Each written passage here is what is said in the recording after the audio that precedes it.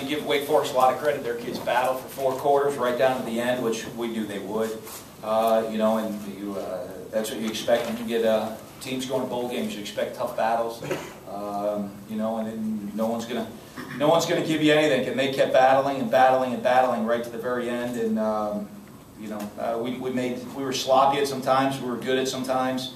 But we made the plays we needed to make in the end, and our guys stepped up when it was time to step up to make those big plays. Coach, congratulations. You alluded to taking time in the room. Will this be a big night for you out? For me personally? Yeah. No, I'm pretty tired. I'm not as young as I once was. Right? Isn't that how the Toby Keith song goes? We're Music City, right? I'm not as young as I once was. I'm not as... you know what? No, I think for our fans, obviously this has been a great location. Coming here to Nashville, I think we did a great job filling the stadium up tonight.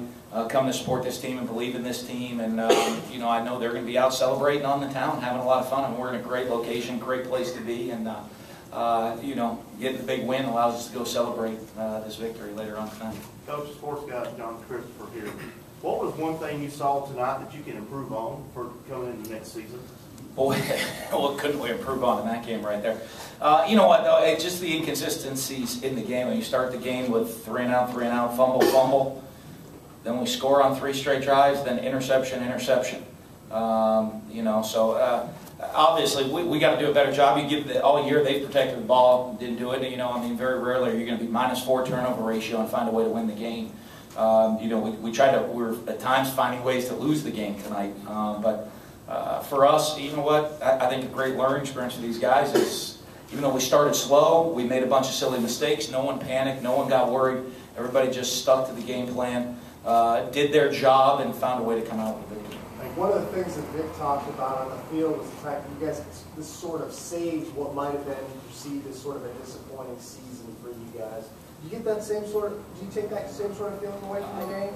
Yeah, you know what? I mean, to me, it's a great season. We finished with a 3rd straight Egg Bowl victory, 2nd straight bowl game victory, 7-win winning record this season. To me, that's a successful season. And I know we had faced a lot of adversity coming into this year. We lost a lot of guys off last year's team. And it's always a very, very different team every single year. And we talked about it a year ago. This team was born last January and had a 1-year shelf life. And the lasting legacy of the 2011 football team is walking out as champions. And so I'm very pleased with what happened. I'm really happy for these seniors, for these guys, and everybody that's bought into what we tried to do to the program, and certainly is going to hopefully jumpstart us into another good offseason. After that fumble, did you just think to yourself, yeah, I got to do something to make that?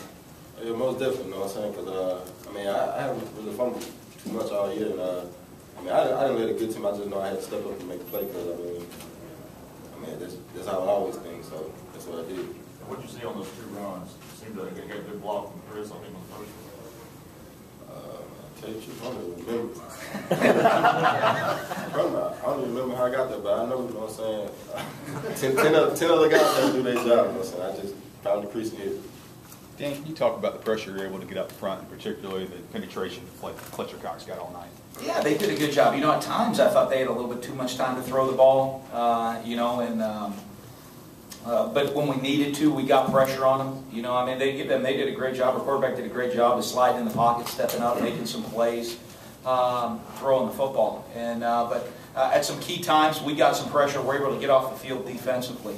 And, right there, right at the end, we give up 2 13-play drives at the end of the game is what you don't need to do. But give them credit. They were making all those plays to stay on the field.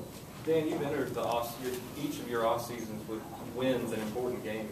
Is there a tangible benefit you've seen from that? I think it's huge. Now we don't play again until September 1st of 2012. That's a long time from now, and it's great to spend all of that time coming off a win. And I think when you show back up, for the next 9 months, for these guys have much bigger and better things ahead of them. But for a lot of the young guys in that locker room, it's 9 months of Coach Bayless. And before they get to go out there and be rewarded with another game. So it's awful good to be spending those 9 months coming off a win. How does back-to-back bowl victories affect recruiting? I think obviously it's a big positive. When you look at the things that, you know, in recruiting, when you try to build a program, you're not going to go from, you know, here to here. There's a lot of steps in between, and winning consecutive bowl games is certainly one of those steps. And, you know, hopefully as we continue to improve within the program, continue to grow, continue to develop that program, and we'll reach our ultimate goal, which is to win the Southeastern Conference title. Dan, talk about your quarterback. You've always defined that position by winning. Chris has an excellent winning percentage and is 2-0 in bowl games. Yeah, you know, I give Chris a lot of credit. He's had a lot of ups and downs and faced a lot of adversity throughout his career. You know, but I mean, and throughout his life. I mean, he's the first person in his family to graduate from college. He did that this December, and throughout all that adversity, he never lost sight of what was important, whether it be on the field or off the field. And you know, and I'm really proud of everything he's accomplished here. And you know, I mean, his career at Mississippi State has to go down as extremely successful, winning, being involved in 3 straight Egg Bowl wins, 2 straight bowl victories. You know, I mean, he's won 16 games. We won 16 games the last 2 years. So when you look at that and define a quarterback, he's had a successful career here, and I think all of the things he learned here will lead him to be successful in life. Coach, the momentum swing, the block field goal, and then you can go down real quick and score. Talk about that situation and how important was the field goal block in the larger scheme of things, particularly as you got into the second half. Well, it was huge. You know, I mean, I think it allowed for us to capitalize on the momentum, allowed us to go and get the quick score afterwards, really swung it our way, and allowed momentum to swing our way very, very quickly with some another quick scoring drives to take a big lead in at halftime. I think we lost a little of that momentum at halftime, and you know, when we turned the ball over right there at the end of the first half, then they start the second half with a touchdown. That was another momentum swing. But you know, in these games, when you have 2 great programs playing each other, you're going to have momentum swings constantly going back and forth. And you know, fortunately, we rode the last momentum to get the stop there at the end defensively. Let me interrupt for 1 second. We have time for a couple more questions for Vic and Charles. Coach Mullen will still be here, but a couple questions for them, and then we're going to need to let them go. Charles, just the defense tonight, I mean, it seemed like I really had them off balance at times, and Gibbons didn't really have that good game either. You can talk about the defense. What did y'all do well to kind of disrupt that pass game? We know we stuck to our game plan.